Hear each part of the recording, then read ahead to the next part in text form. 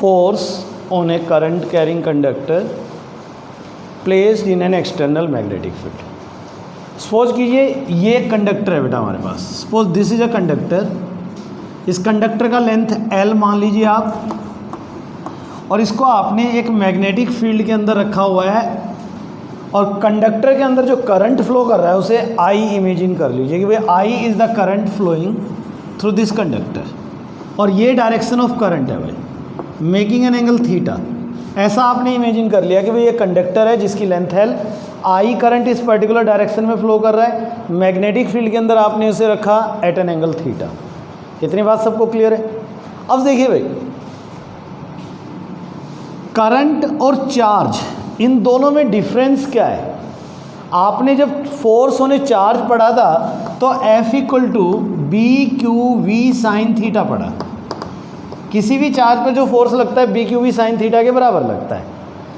Current जो है वो फ्लो ऑफ इलेक्ट्रॉन है, अगर एक इलेक्ट्रॉन फ्लो करेगा तब भी करंट बनाएगा, 1000 इलेक्ट्रॉन फ्लो करेंगे तब भी करंट बनाएगा।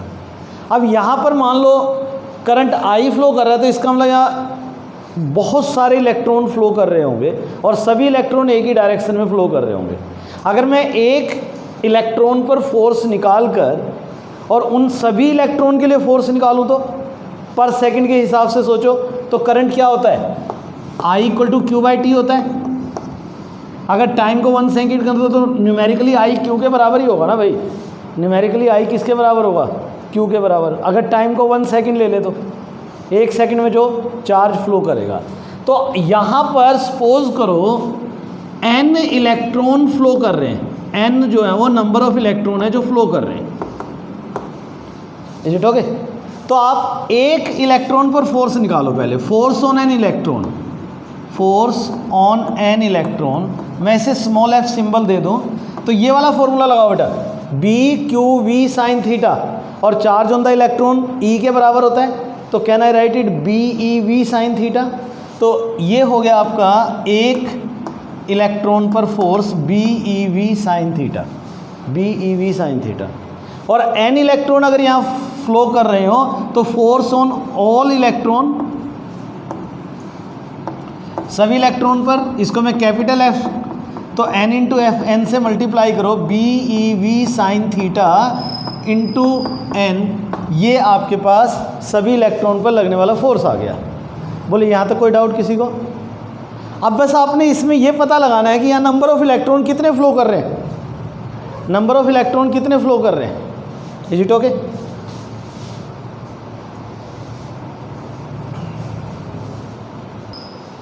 तो अब आप ये पता लगाओ कि यहाँ नंबर ऑफ इलेक्ट्रॉन कितने फ्लो कर रहे हैं, बस इतना सा काम रह गया बेटा। कंडक्टर की लेंथ वेरी कर सकती है, अगर L वेरी करेगा तो उससे उसका नंबर ऑफ इलेक्ट्रॉन चेंज हो सकता है, इसलिए हम ये मान लेते हैं कि let small n be the electron density. आप इसे डेंसिटी की टर्म में लेकर जाओ बेटा, ताकि लेंथ ऑफ द कंडक्टर अगर वेरी भी करेगा तो उसके according number of electron calculate हो जाए। अगर इलेक्ट्रॉन डेंसिटी है, इलेक्ट्रॉन डेंसिटी का मतलब क्या होता है? Number of electron per unit volume, number of electron per unit volume. ये सारा खेल किस चीज़ के लिए चल रहा है? नंबर ऑफ इलेक्ट्रॉन निकालने के लिए। फिर मुझे कंडक्टर चाहे कितनी भी लेंथ का दे दिया जाए, छोटा लेंथ हो, बड़ा लेंथ हो, कैसा भी लेंथ हो, हम बड़े आराम से उस कैलकुलेशन को कर सकते हैं। तो देखो नंबर ऑफ इलेक्ट्रॉन किसके बराबर आ गए? n into A into L के बराबर। ये बात सबको क्लियर है ना? What is A? Cross sectional area, right? L length of the conductor. आप कैपिटल N को एन ए एल यहाँ पर सब्सटीट्यूट कर दो तो B e v sine theta into n A L. Am I clear? कोई डाउट हो तो बोलिए बेटा किसी को। अब चेक करो यहाँ से, क्या ये टर्म आपने कभी पढ़ी है? N e A v, n e A v I के बराबर, it is equal to I. तो इन चारों फैक्टर को आई से रिप्लेस करो तो B I L sine theta, ये आपका फॉर्मूला बन गया force on a current carrying conductor placed in an external magnetic field. ये लेंथ की टर्म में आ गया, ये देख लीजिए आप लोग। Is it okay everyone? Can we do it? करिए नोट बेटा ऐसे। ओके, अब आप इसे देखो बेटा एक बार, F equal to B I L sine theta. वही एक क्रॉस प्रोडक्ट का फॉर्मेशन आपको नज़र आ रहा है, साइन थीटा आ रहा है। इसमें अगर आप वेक्टर देखो तो आई, एल और बी, इनको हम एज ए वेक्टर ट्रीट करेंगे। तो this force can be written as I L cross B, I L cross B. जैसे इसको आपने लिखा था ना Q into V cross B, ऐसे ही V can write it I L cross B. यानी कि मैथमेटिकली अगर आप देखो तो क्यू वी आई एल को रिप्लेस कर रहा है, तो V can write it F equal to I L cross B. इसका मतलब समझ रहे हो ना आप? इसका मतलब बहुत क्लियर है कि अब ये मुझे डायरेक्शन ऑफ फोर्स के बारे में आइडिया दे रहा है। बोले डायरेक्शन ऑफ फोर्स क्या होगा? क्रॉस प्रोडक्ट आ रहा है बेटा, so it should be perpendicular to the plane containing vector I L and B. लिखिए, so it indicate that the direction of force will be perpendicular to the plane containing vector I, L and vector B। अब वही सारे cases जो F equal to B Q we sine theta में थे, theta 0, theta 90, theta 180, आप discuss कर सकते हो। अब देखो केस 1, अगर मैं आपको कहता हूँ कि थीटा हो जाए 0 degree, if theta equal to 0 degree, बोलिए क्या आंसर आने वाला है बेटा? If theta equal to 0 degree, force comes out to be 0. If theta equal to 90 degree, the force comes out to be BIL, यानी कि मैक्सिमम। आप प्लीज़ एक बार इसे नोट करो, उसके बाद फिर बात करते हैं आपसे। मतलब आपको अगर किसी कंडक्टर पर मैक्सिमम फोर्स चाहिए तो उसे normal to the magnetic field रखना पड़ेगा, दैट्स ऑल। बट नाउ इस फोर्स का डायरेक्शन फिर से हम फ्लेमिंग लेफ्ट हैंड रूल से प्रोवाइड कर सकते हैं। We can give the direction of this force with the help of Fleming left hand rule. Rule वही का वही है, एज इट इज है।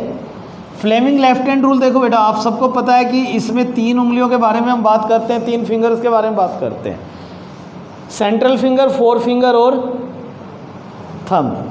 CMF, C स्टैंड फॉर, वहाँ पर चार्ज था, अब C की जगह करंट हो गया। Is it okay? Motion of charge current ही तो बनाता है। तो अगर आपका सेंट्रल फिंगर करंट की डायरेक्शन में हो, 4 फिंगर मैग्नेटिक फील्ड की डायरेक्शन में, तो thumb will point the direction of force. तो आप इस पॉइंट को यहाँ पर नोट कर लीजिए, the direction of normal force या direction of this force is also given by Fleming left hand rule.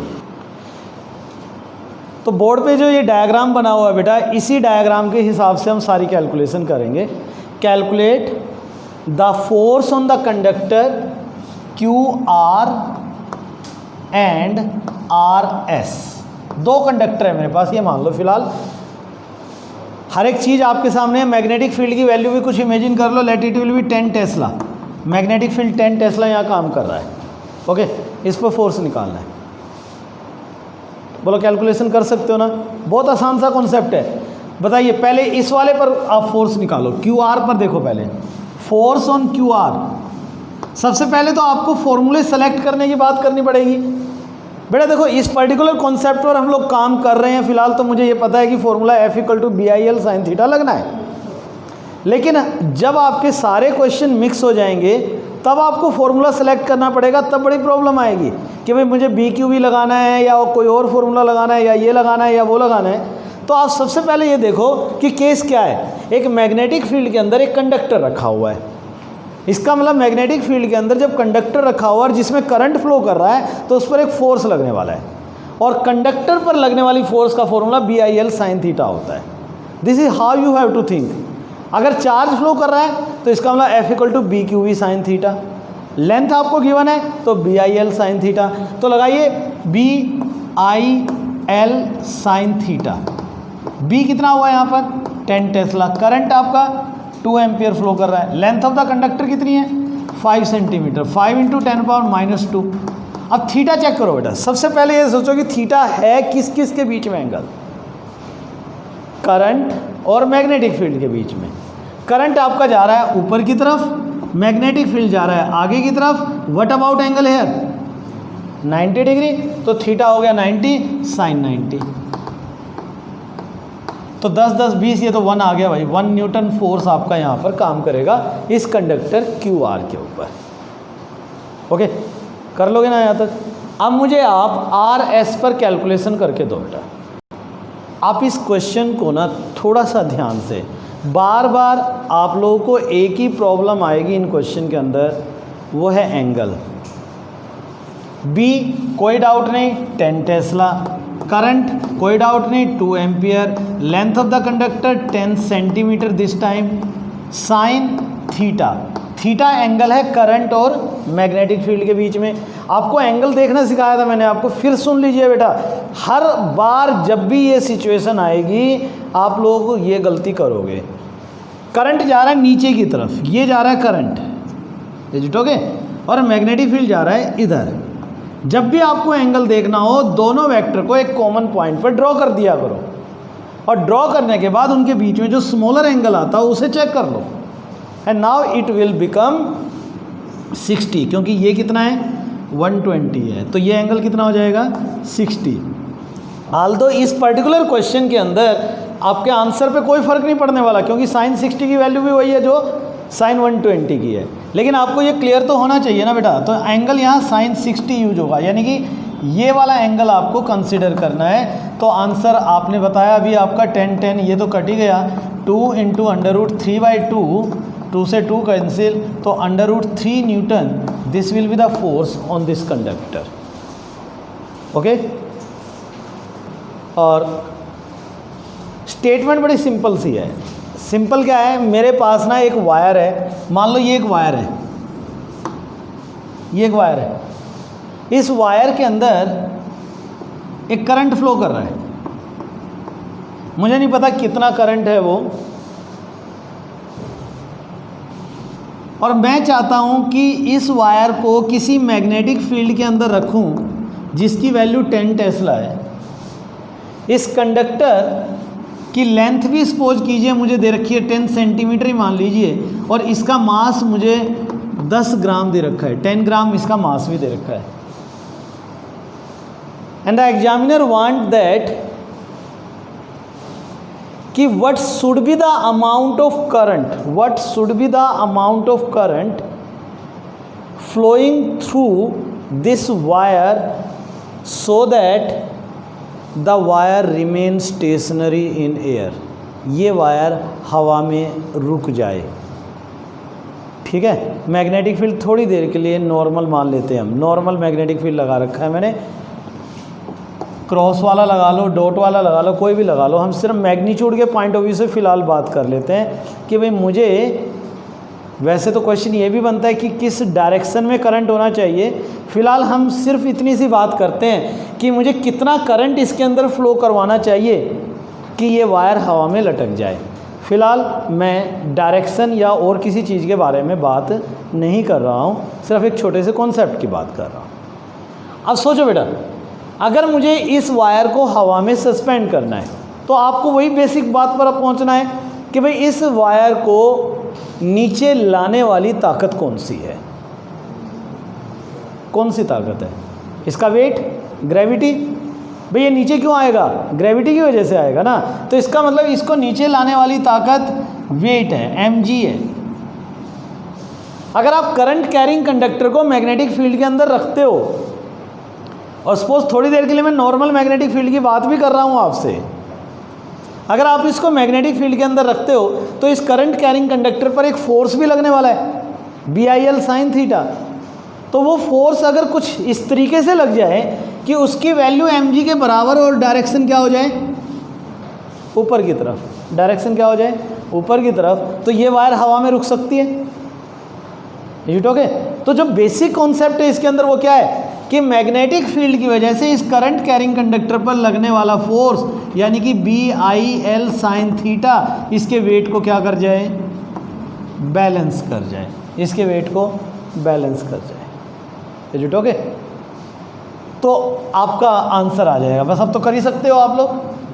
ठीक है, B कितना हो गया 10, I आपको निकालना है, length 10 centimetre, 10 into 10⁻², theta 90, sine 90 normal बोला था बेटा मैंने आपको, m 10 gram, 10 into 10⁻³ into g की वैल्यू को भी 10 ले लेते हैं, 1 2, ये 10 तो 2 10 से 10 चले गए बेटा, साइन 91 हो गया, तो आई की वैल्यू 10⁻⁻1 एम्पियर आ गई, 10⁻⁻1 एम्पियर आ गई। अगर मैं सिर्फ मैग्नीट्यूड के पॉइंट ऑफ व्यू से बात करता हूँ तो इस वायर के अंदर 10⁻⁻1 एम्पियर करंट फ्लो होना चाहिए। पहले यहाँ तक नोट करो, फिर इसके बाद सेकंड बात करते हैं हम लोग। देखो फिलहाल तो मैंने ये बात आपको ये मानते हुए कर दी कि भाई यहाँ किसी भी तरीके से मैं फोर्स अपर डायरेक्शन में यानी कि ऊपर डायरेक्शन में प्रोवाइड कर दूँ तो ऐसा हो जाएगा। अब क्वेश्चन बेटा दूसरा ये भी तो बनता है, अगर मैंने यहाँ क्रॉस वाला मैग्नेटिक फील्ड लगा रखा है सपोज, तो मेरे लिए सबसे बड़ी प्रॉब्लम तो ये है ना कि फोर्स ऊपर की तरफ ही होना चाहिए, तो करंट किस डायरेक्शन में फ्लो हो। अभी तो फिलहाल मैंने वैसे ही एक जनरल एरो डाल दिया कि भाई चलो मान लो इस डायरेक्शन में करंट जा रहा है, लेकिन रियल में क्या यही डायरेक्शन ऑफ करंट होनी चाहिए? अगर मैं आपको क्वेश्चन के हिसाब से बात करके दूं तो what should be the direction of current now. पहले मैंने जस्ट एक इमेजिनरी करंट मानते हुए, उसका डायरेक्शन मानते हुए, कुछ भी लेते हुए ये मान लिया कि भाई बस बैलेंसिंग ऑफ द फोर्स के बारे में बात कर लेते हैं। अब बात डायरेक्शन ऑफ करंट की करते हैं कि करंट की डायरेक्शन किस डायरेक्शन में होनी चाहिए कि भाई वाकई ये एयर में सस्पेंड हो जाए। तो बेटा करंट की डायरेक्शन को सोचने के लिए आपको ये सोचना पड़ेगा कि मुझे फोर्स चाहिए 100% ऊपर की तरफ, क्योंकि वेट किधर जा रहा है? नीचे जा रहा है। वेट को बैलेंस करने के लिए मुझे फोर्स चाहिए ऊपर की तरफ। मैग्नेटिक फील्ड मैंने लगा रखा है अंदर की तरफ। Now apply the Fleming left hand rule and then check out कि करंट का डायरेक्शन क्या होना चाहिए। करंट का डायरेक्शन निकालना है, दो चीज़ें मुझे पता है, मैग्नेटिक फील्ड पता है और फोर्स पता है। तो मैग्नेटिक फील्ड मेरा अंदर की तरफ है, फोर्स मेरा ऊपर की तरफ है, तो करंट किधर जाना चाहिए? उस तरफ जाना चाहिए। Fleming left hand rule. देखो अभी तक आपने जितने भी क्वेश्चन किए उसमें डायरेक्शन ऑफ फोर्स बताई है, बट इस पर्टिकुलर क्वेश्चन के अंदर अब आप डायरेक्शन ऑफ करंट बता रहे हो। मुझे ये पता है मैग्नेटिक फील्ड किधर काम कर रहा है, मुझे ये पता है फोर्स किधर काम कर रहा है, तो करंट किधर होना चाहिए उसके हिसाब से। मैग्नेटिक फील्ड अंदर जा रहा है, देखो मैंने ये वाला उंगली जो है वो अंदर की तरफ दिखाया, फोर्स मुझे ऊपर चाहिए ऊपर दिखा दिया, तो ये जो तीसरी उंगली आपकी जो सेंट्रल फिंगर है ये इधर इशारा कर रही है, तो करंट का डायरेक्शन जरूर मस्ट भी इसी डायरेक्शन में होना चाहिए जो मैंने फिलहाल इसके अंदर इंडिकेट किया हुआ है। क्वेश्चन क्लियर हुआ सबको? मैं शुरू से बोलता हूँ, सारी बातें ध्यान से सुनिए बेटा। क्वेश्चन में दो बातें आपसे पूछी जाएंगी। What should be the magnitude and direction of current in the conductor such that the conductor remains stationary in air. Is it okay? तो आपको दो चीज़ों पर ध्यान देना है कि जो फोर्स है इस कंडक्टर पर वो उस वायर के वेट के बराबर लगनी चाहिए। नंबर 2, फोर्स का डायरेक्शन, कौन सी force? Magnetic force. Magnetic force का डायरेक्शन वेट की डायरेक्शन के अपोजिट होना चाहिए। जब आपने दोनों को इक्वेट कर दिया तो आपको आपका आंसर मिल जाएगा। बोले कर सकते हो? कोई डाउट हो तो किसी को बताइए। हो गया नोट यहाँ तक? ये क्वेश्चन है आपके लिए एनसीईआरटी का क्वेश्चन नंबर 26 है। A solenoid 60 centimetre long end of radius 4 centimetre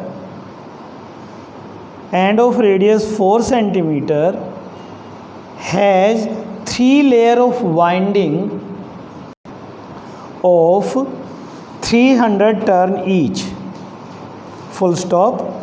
A 2 centimeter long wire of mass 2.5 gram lies inside the solenoid near its center, normal to its axis. Both the wire and the axis of the solenoid are in the horizontal plane. The wire is connected through 2 leads parallel to the axis of the solenoid to an external battery which supply a current of 6 ampere in the wire. what value of current in the winding of the solenoid can support the weight of the wire। आपने ये statement पढ़ा, आपके पास एक solenoid है, ये एक solenoid है, आपको सोलेनॉइड की लेंथ दे रखी है 60 सेंटीमीटर। सोलेनॉइड का आपको रेडियस भी दे रखा है, रेडियस है 4 सेंटीमीटर। सोलेनॉइड के नंबर ऑफ टर्न्स आपको दे रखे हैं 300 और 3 लेयर हैं तो नंबर ऑफ टर्न्स हो गए 300 मल्टीप्लाई बाय 3। ये एक सोलेनॉइड की इंफॉर्मेशन हमारे सामने है। अ 2 centimetre long wire of mass 2.5 ग्राम, एक वायर है भाई, ये वायर, इस वायर की लेंथ भी आपको दे रखी है, कितनी, 2 सेंटीमीटर, और इस वायर का मास आपको दे रखा है 2.5 ग्राम, 2.5 ग्राम।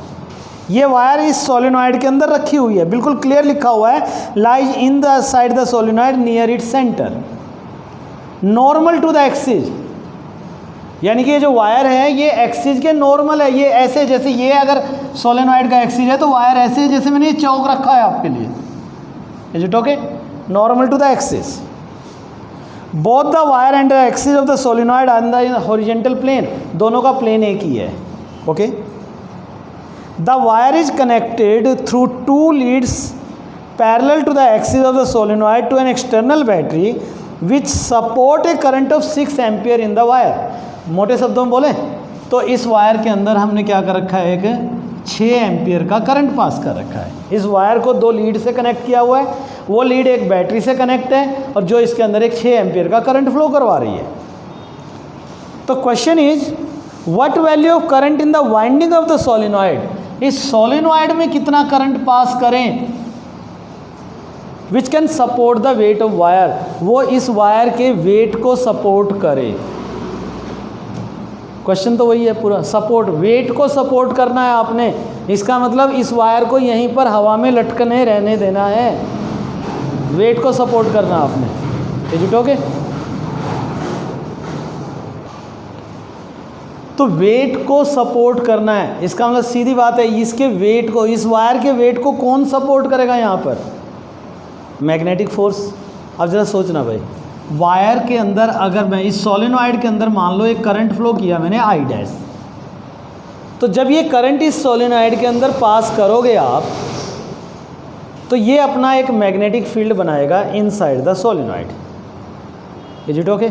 आपको याद है मैग्नेटिक फील्ड का नेचर कैसा होता था सोलेनॉइड का, through out the wire uniform होता है, अलोंग द लेंथ काम करती है मैग्नेटिक फील्ड, और उसकी वैल्यू कितनी थी, magnetic field inside the solenoid mu naught N I, इसमें मैंने सोलेनॉइड के करंट को I डैश माना हुआ है और small n number of turn per unit length था, तो can I write it mu naught N I dash by L. अब ध्यान से समझना, यहाँ सोलेनॉइड के अंदर वायर है और वायर को मैं हवा में सस्पेंड करना यानी सोलेनॉइड के अंदर रोकना चाहता हूँ, तो वो तभी रुक सकती है ना जब उस पर कोई फोर्स लग रहा होगा, और वो फोर्स यहाँ कौन सा लग सकता है, केवल एक ही चीज़ यहाँ नज़र आ रही है, वो है मैग्नेटिक फोर्स, क्योंकि सोलेनॉइड का केस है और सोलेनॉइड के केस में जब करंट पास करता है तो वो मैग्नेटिक फील्ड बनाता है, तो इस वायर के ऊपर एक मैग्नेटिक फोर्स लग सकता था। सोलेनॉइड का मैग्नेटिक फील्ड आ गया, मैग्नेटिक फोर्स कितना लगेगा इस पर, BIL sine theta must be equal to mg। बोलो ये बात क्लियर है, मैग्नेटिक फोर्स तो यही लगेगा ना, BIL साइन थीटा। अच्छा, इसमें ध्यान देने वाली बात क्या है, ये I कौन सा करंट है जो इस वायर में है, ये L कौन सी लेंथ है इस वायर की, क्योंकि फोर्स तो मैं इसी पर देख रहा हूँ ना, तो BIL sine theta must be equal to mg। Magnetic field आपका यहाँ से आ जाएगा mu naught N I dash by L into I into L. Theta बोलो बेटा, थीटा कितना होने वाला है इसके अंदर, थीटा बोलिए।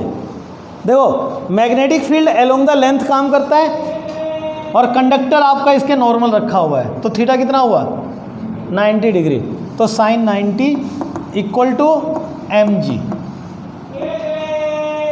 Sign 90 equal to mg। Okay, solution repeat करूं क्या, सबको क्लियर है? Mu naught N I dash by L, ये सोलेनॉइड का मैग्नेटिक फील्ड हो गया, करंट वायर का हो गया, एल हो गया, ये 90 कैसे आए ये सबको क्लियर है? एम जी, ये सारी इन्फॉर्मेशन है, सारे वैल्यूज सब्सटीट्यूट कर देना बेटा, आपको आपका आंसर मिल जाएगा। क्या चीज़ निकालनी है आपको? आई डैश निकालना है। म्यू नॉट की value 4 pi into 10⁻⁷, N number of turn दे रखा है 900, आई डैश आपको कैलकुलेट करना है, length of the solenoid 60 centimetre, 60 into 10⁻² into I, आपको इस वायर में 6 एम्पियर करंट दे रखा है, into length of the conductor 2 into 10⁻², mass 2.5 gram, 2.5 into 10⁻³ और जी और चाहिए तो 10 से और मल्टीप्लाई कर देना या 9.8 से मल्टीप्लाई कर देना, जो भी हो कैलकुलेशन कर देना। लगभग आई डैश की वैल्यू बेटा 108 एम्पियर के आसपास शायद आती है। कैलकुलेशन आप चेक कर लेना, कैलकुलेशन की जिम्मेवारी आपकी है, मैंने बुक से आंसर लिखा है आपके लिए।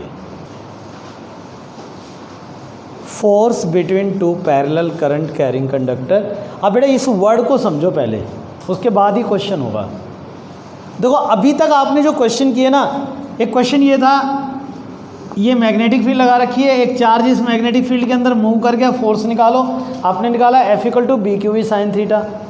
एक करंट कैरिंग कंडक्टर है, करंट I फ्लो कर रहा है उसके अंदर और मैग्नेटिक फील्ड के अंदर रख दिया आपने, उस पर फोर्स निकालो, F = BIL sin थीटा।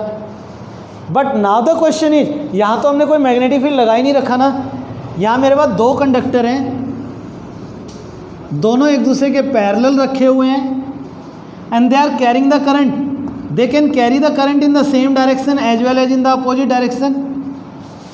भाई दो ही तो केस बन सकते हैं ना, दो पैरेलल वायर है तो करंट उनमें या तो सेम डायरेक्शन में होगा या फिर अपोजिट डायरेक्शन में होगा। तो चलिए दोनों ही केस डिस्कस कर लेंगे हम बारी बारी से कि दोनों में करंट एक ही डायरेक्शन में है या अपोजिट डायरेक्शन में है। लेकिन फिलहाल तो मैं ये लेकर चल रहा हूँ कि दोनों में करंट एक ही डायरेक्शन में है। इनके बीच का परपेंडिकुलर डिस्टेंस r इमेजिन कर लीजिए, तो हमारा सबसे पहला क्वेश्चन तो यही बनता है, जो हमारा डेरिवेशन है, कि ये जो कंडक्टर हैं ये एक दूसरे पर फोर्स लगाएंगे क्यों? Why they exert the force on each other? Yes, anyone please. क्यों लगाएंगे? दो मैग्नेटिक फील्ड हो जाएंगे। अब देखो ना, बहुत सिंपल सा क्वेश्चन है वैसे तो, अगर आप ध्यान से सोचो। A current carrying conductor is a source of magnetic field. जब भी किसी वायर में करंट फ्लो करता है तो वो अपना मैग्नेटिक फील्ड बनाता है। अब इसमें हमने अपनी तरफ से कोई मैग्नेटिक फील्ड नहीं लगाया, but still there are a current carrying conductor, so वो अपने मैग्नेटिक फील्ड तैयार करेंगे। अगर मैं आपसे ये पूछूं, इस पॉइंट पर कितने मैग्नेटिक फील्ड काम करेंगे? दो। इस पॉइंट पर कितने मैग्नेटिक फील्ड काम करेंगे? बोलो, इस पॉइंट पे कितने मैग्नेटिक फील्ड, मतलब पॉइंट मैंने कंडक्टर पे ले दिया तो अब आंसर बदलेगा क्या? कितने मैग्नेटिक फील्ड काम करेंगे? बोलो।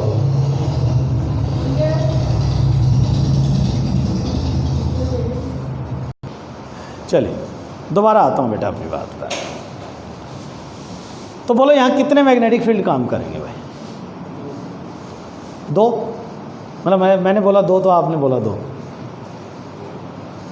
यहाँ पे कितने होंगे? दोबारा पूछता हूँ आपसे। दो होंगे, एक होगा, तीन होगा, 10 होगा? कितने सोर्स हैं बेटा मैग्नेटिक फील्ड के? यहाँ पर दो ही है ना, तो दो काम करेंगे, सीधी बात है। What about here now? कितने होंगे? यहाँ भी दो होंगे, एक इसकी वजह से, एक इसकी वजह से। लेकिन प्रॉब्लम ये है कि कोई भी कंडक्टर अपने ऊपर कभी कोई मैग्नेटिक फील्ड नहीं बनाता, इसलिए यहाँ इफेक्टिवली केवल एक ही मैग्नेटिक फील्ड काम करेगा, वो भी केवल इस कंडक्टर की वजह से। इन द सेम वे अगर मैं इस पॉइंट पर पूछूं तो आपसे, फील्ड तो दो ही काम करनी है, दोनों कंडक्टर की वजह से। लेकिन एक कंडक्टर कभी भी अपने ऊपर अपनी वजह से कोई मैग्नेटिक फील्ड तैयार नहीं करता, इस वजह से इसकी वजह से तो यहाँ मैग्नेटिक फील्ड होगा, लेकिन इसकी अपनी वजह से मैग्नेटिक फील्ड नहीं होगा। इट मीन्स इस पूरे सिस्टम के अंदर 2 पॉइंट ऐसे हैं जहाँ केवल एक एक मैग्नेटिक फील्ड काम करेगा और बाकी हर जगह पर कितने फील्ड काम करेंगे? 2 फील्ड काम करेंगे। तो हमें और फील्डों से तो कोई लेना देना है नहीं बेटा, हमें तो इसी चीज़ से मतलब है। तो अगर मैं आपसे पूछूं, मेरा पहला क्वेश्चन आपसे यही है कि what is the value of magnetic field at this point P? इस P पर कितना मैग्नेटिक फील्ड काम कर रहा होगा? बोलो भाई, what is the value of magnetic? बेटा ये कंडक्टर कौन सा है? Straight conductor. और स्टेट कंडक्टर के मैग्नेटिक फील्ड की बात करनी है आपने, तो magnetic field at point P, magnetic field at P due to conductor 1, first conductor की वजह से, ड्यू टू कंडक्टर 1 कितना हो जाएगा? बोलो, इसको मैं B1 नाम ले लेता हूँ फील्ड को, तो म्यू नॉट I1 अपॉन 2 पाई R। क्या मैं इसको ऐसे लिख लूँ? म्यू नॉट अपॉन 4 पाई 2 I1 अपॉन R। बोलो कोई दिक्कत तो नहीं है?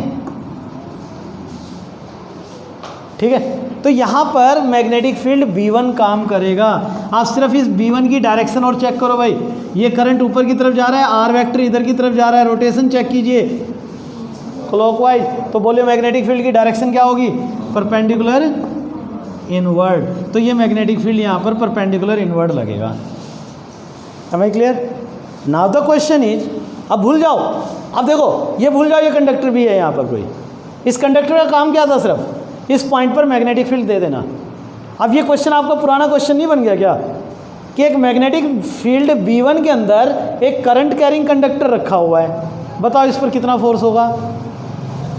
अ current carrying conductor placed in a magnetic field, is it okay? तो what is the formula for force? BIL sine theta. मेरी बात समझ रहे हो कि नहीं समझ रहे हो बेटा? अब ये वही क्वेश्चन नहीं बन गया जो अभी से कुछ देर पहले आप लोगों ने किया है, कि एक कंडक्टर को मैग्नेटिक फील्ड के अंदर रखा हुआ है, तो B1 मैग्नेटिक फील्ड लग रहा है, करंट I2 फ्लो कर रहा है, मैं इस कंडक्टर की लेंथ थोड़ी देर के लिए L इमेजिन कर लेता हूँ, तो what will be the force? Force on conductor 2, इसको मैं F1 कह लेता हूँ, मैंने इसको B1 माना इसलिए इसको F1 लिख लिया। ये ड्यू टू 1 तो होगा ही ना भाई, due to 1 equal to BIL sine theta. ध्यान से देखना भाई, इसे BIL साइन थीटा। या मैग्नेटिक फील्ड कितना काम कर रहा है? B1। करंट कितना फ्लो कर रहा है? I2। लेंथ इसकी L मान लेता हूँ। आल्दो इस कंडक्टर की लेंथ मुझे डिफाइन नहीं है, इसलिए हम एक काम करते हैं यहाँ पर, therefore force per unit length, इसको मैं कैपिटल F1 कह लूँ, तो F1 by L equal to B1 I2 L। तो इसके डिनोमिनेटर में आ गया। अब बस थीटा और मुझे बता दो बेटा, थीटा कितना होगा? थीटा किन के बीच में एंगल है? पहले तो ये डिसाइड करो, थीटा एंगल है कौन सी दो क्वांटिटी के बीच में? करंट और मैग्नेटिक फील्ड के बीच में। करंट किधर जा रहा है? ऊपर। मैग्नेटिक फील्ड किधर जा रही है? अंदर की तरफ। बोलो थीटा कितना बनेगा? 90 डिग्री। तो साइन 90, साइन 90 कितना होता है? 1। तो इसको तो 1 ही लिख दूँ मैं, तो B1 I2 हो गया। आंसर आ गया म्यू नॉट अपॉन 4 पाई 2 I1 upon R into I2। बोले इतना मैथ सबको समझ में आ रहा है? करो बेटा, पहले यहाँ तक नोट करो। अगर अब आप मैग्नेटिक फील्ड इस पॉइंट Q पर निकालो तो किसकी वजह से निकलेगा? I2 की वजह से। तो मैग्नेटिक फील्ड एट Q, यूं क्यों लाइनें आएंगी? यूं क्यों लाइनें आएंगी? बिल्कुल क्लियर। P की जगह क्या आ जाएगा? Q आ जाएगा। तो magnetic field at point Q due to conductor 2, 1 की जगह 2 हो जाएगा, राइट? तो इसको मैं B2 नाम ले लेता हूं। तो बोलो क्या बनेगा? म्यू नॉट अपॉन 4 पाई 2 I2 अपॉन R। अब करंट I2 होगा ना भाई, 1 मिनट के लिए सुनिए, करंट I2 होगा ना। अब मुझे डायरेक्शन बताओ, करंट जा रहा है इधर, R वेक्टर इधर, एंटी क्लॉकवाइज, तो परपेंडिकुलर आउटवर्ड हो जाएगा। ये मैग्नेटिक फील्ड का डायरेक्शन परपेंडिकुलर आउटवर्ड हो गया। मैग्नेटिक फील्ड ऐसे बाहर की तरफ, करंट ऊपर की तरफ, थीटा कितना हो गया 90 डिग्री।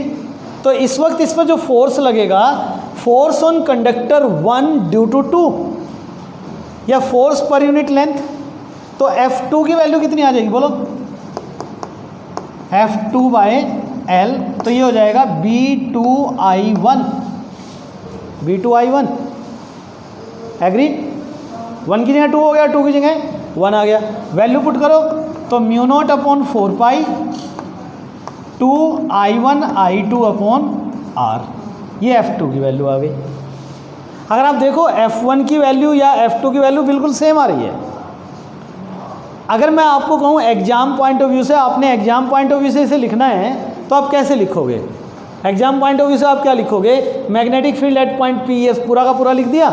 इसके बाद क्या करोगे आप यहाँ पर, P की जगह Q आ जाएगा, जहाँ जहाँ 1 आया वहाँ 2 आ जाएगा। यानी कि ये लाइनें यूँ की यूँ एक बार आपने दोबारा लिखनी है। तो अभी आप जब नोट्स बना रहे हो तो ये लाइनें यूँ की यूँ लिखोगे बेटा आप। P की जगह Q कर दोगे और Q की जगह क्या कर दोगे P, 1 की जगह 2, 2 की जगह 1, ऐसे सारे चेंज करते चले जाओ और ये लाइनें एक बार दोबारा से नोट कर लो बेटा सभी। Please do it everyone. Okay, देखो अब आ जाओ, ध्यान से समझना एक एक पॉइंट को, एक बार में ही कोशिश करना सब कुछ समझने की। अगर मैं आपसे कहूँ यहाँ पर ये जो फोर्स आया है F1, इसकी डायरेक्शन चेक करो। फ्लेमिंग लेफ्ट हैंड रूल, ये वाला उंगली आपका करंट की डायरेक्शन में होना चाहिए। ये देखिए बेटा, ये वाली उंगली मैंने करंट की डायरेक्शन में रखी, ऊपर जा रहा है करंट। मैग्नेटिक फील्ड किधर जा रहा है? अंदर की तरफ। तो ये रखा हमने मैग्नेटिक फील्ड को, करंट जा रहा है ऊपर की तरफ, मैग्नेटिक फील्ड जा रहा है अंदर की तरफ। तो थंब किधर इशारा कर रहा है? टुवार्ड्स दिस वन, यानी कि towards the conductor 1। It means इस पर जो फोर्स लगेगा F1 वो इस डायरेक्शन में लगेगा। It okay? Now come here, इस पर देखना आप। अभी आप लोग अपनी कॉपी पे ही चेक करना, अपने आप चेक करना। इस पर सोचो आप, मैग्नेटिक फील्ड किधर है? बाहर की तरफ। करंट जा रहा है ऊपर की तरफ, करंट जा रहा है ऊपर की तरफ, मैग्नेटिक फील्ड बाहर की तरफ। तो थंब इधर इशारा कर रहा है, इसका मतलब ये F2 की डायरेक्शन हो जाएगी। This is the direction of F2। Okay? अगर आप इन दोनों फोर्सेस को देखो, ध्यान से ऑब्जर्व करना बेटा, आपको समझ में आएगा कि ये कंडक्टर तो इधर जाने की कोशिश कर रहा है और ये कंडक्टर इधर जाने की कोशिश कर रहा है। मतलब both the conductor attract each other. तो रिजल्ट यही है कि जब दो पैरेलल करंट कैरिंग कंडक्टर एक ही डायरेक्शन में करंट कैरी करते हैं तो वो अट्रैक्ट करते हैं। ओके, करिए नोट इसे। ओके, सीट केयरफुली बेटा, ध्यान से देखना आप सभी। सपोज करो अब मेरे पास दो कंडक्टर हैं और दोनों अपोजिट डायरेक्शन में करंट कैरी कर रहे हैं। आपकी मर्जी है, इसमें करंट ऊपर मानो, इसमें नीचे, इसमें नीचे, इसमें ऊपर मानो, कोई फ़र्क नहीं पड़ता। Result will comes out to be the same. जहाँ तक मैथमेटिक्स का सवाल है वो तो सेम चलेगा, यूँ का यूँ।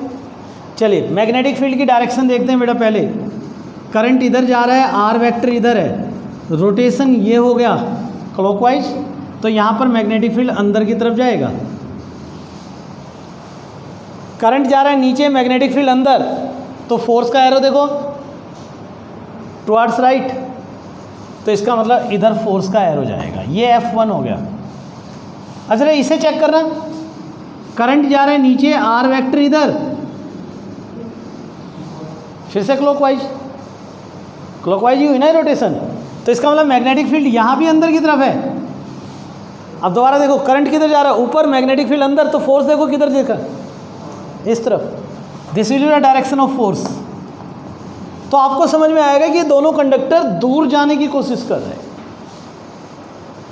Mean they will repel each other.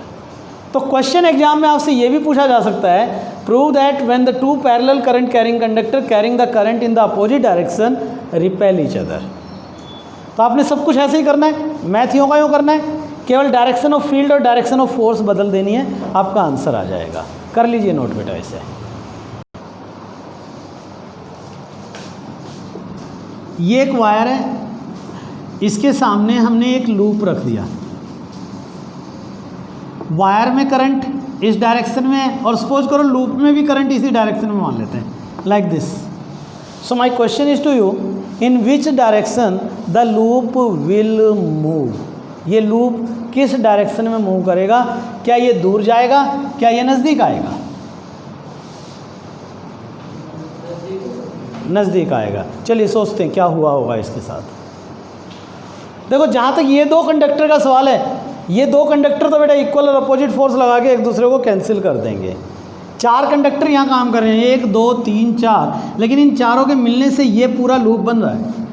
आप ध्यान दो इन दो कंडक्टर पर, इसको इसके कॉम्बिनेशन का और इसका कॉम्बिनेशन, इन पे चेक करो आप। इन दोनों कंडक्टर में करंट एक ही डायरेक्शन में फ्लो कर रहा है, इसका मतलब ये दोनों एक दूसरे को अट्रैक्ट कर रहे होंगे। व्हाट हैपन टू इट, इसमें करंट इधर जा रहा है, इसमें करंट अपोजिट है, इसका मतलब यहाँ एक रिपल्सिव फोर्स तैयार हुआ होगा। तो कुल मिलाकर इस लूप पर आपको एक नहीं बल्कि कितने फोर्स नज़र आ रहे हैं? 2, एक अट्रैक्टिव और दूसरा कौन सा फोर्स स्ट्रोंगर होगा? वाई? क्लोज है, तो ये वाला फोर्स ज़्यादा मजबूत होगा, ज़्यादा ताकतवर होगा as compare to this one, क्योंकि ये इसके क्लोज है। फोर्स का फॉर्मूला अभी देखो आपने लिखा, μ0 अपॉन 4 पाई 2 I1 I2 अपॉन R के इन्वर्सली प्रोपोर्शनल है। R छोटा फोर्स ज़्यादा, तो अट्रैक्टिव फोर्स ज़्यादा होगा रिपल्सिव फोर्स के कंपैरिजन में।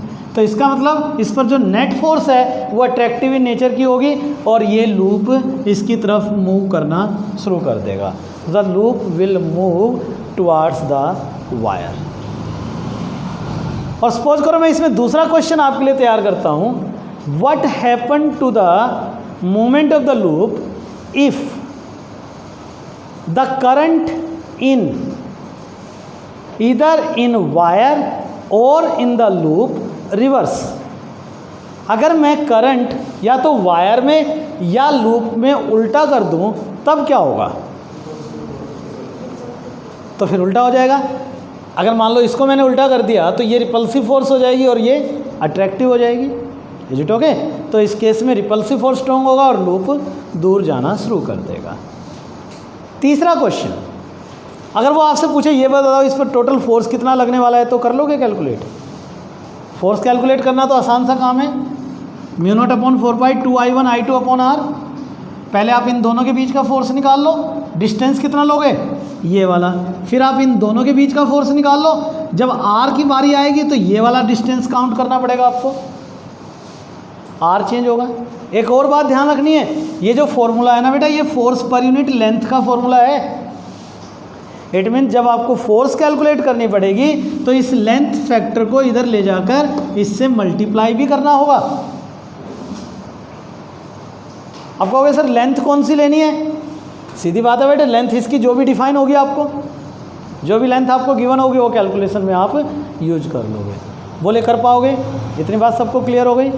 तो ये था क्वेश्चन कि लूप विल मूव टुवार्ड्स या loop will move away from the wire. कर लो इसे नोट आप सभी। ओके बेटा, एक और क्वेश्चन देखिए। एक वायर है, मैं इसे एयर में सस्पेंड करना चाहता हूँ। I want to suspend this wire in air again, ठीक है। और सपोज करो इस वायर में करंट इस डायरेक्शन में फ्लो कर रहा है और I1 करंट फ्लो कर रहा है। तो ऐसा करने के लिए मैं एक दूसरी वायर यूज कर रहा हूँ, ऐसा करने के लिए मैं एक दूसरी वायर यूज कर रहा हूँ।